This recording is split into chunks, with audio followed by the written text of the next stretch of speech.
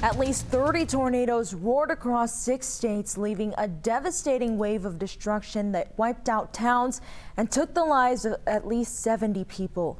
Good evening, I'm Morella Porter. It was an especially dark day in western Kentucky where the storms seemed to level whole towns. We have team coverage tonight on the aftermath and recovery efforts just starting to get underway. But we want to start with Chief Meteorologist John Gum to get perspective on just how dangerous this storm was. Well, Morella, certainly it was a rare tornado by December standards, and a rare tornado any way you look at it here. This could have been multiple tornadoes or one tornado. We simply don't know at this point. The National Weather Service is going to be doing storm surveys that'll take days and days to try to figure this out, although there is some indication based on radar data that this was a single tornado, and it was likely strong to violent, an EF3 to perhaps as high as an EF5. But again, we have to wait until those storm surveys come back before we will know for certain. It did loft debris over 30,000 feet in the air.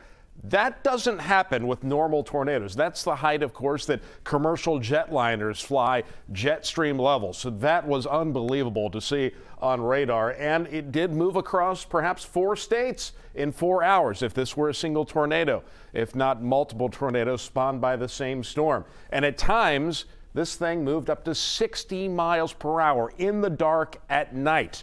That made it especially dangerous. Here we are in Cincinnati. Here's where that tornado occurred last night. And if it was a single tornado, it may have traveled at least 250 miles from Annette, Arkansas through Mayfield, Kentucky, up to Central City, Kentucky.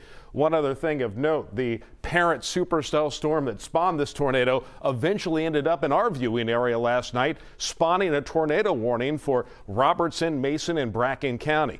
Thankfully, we had no reports of a tornado or damage, and that storm fell apart last night as it crossed the river into Brown County, Ohio. So a very rare and devastating event any way you look at it. Morella?